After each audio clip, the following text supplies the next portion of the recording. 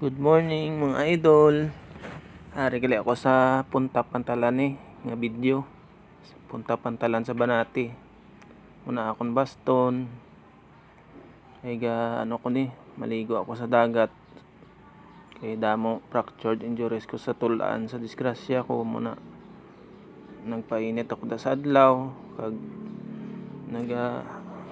tapos ko napaligo sa dagat. Nagapainit ko sa adlaw. Damo fractured ko sa disgrasya ko pagpa dingli ko sa trabaho ko sa dingli. Disgrasya ako sa 2016. Maniga permi ko paligo sa dagat, nagapaulom sa mga bali ko sa tulan. Muna akong service kali mga idol kay hindi kalakat mayad. Muna akong baston.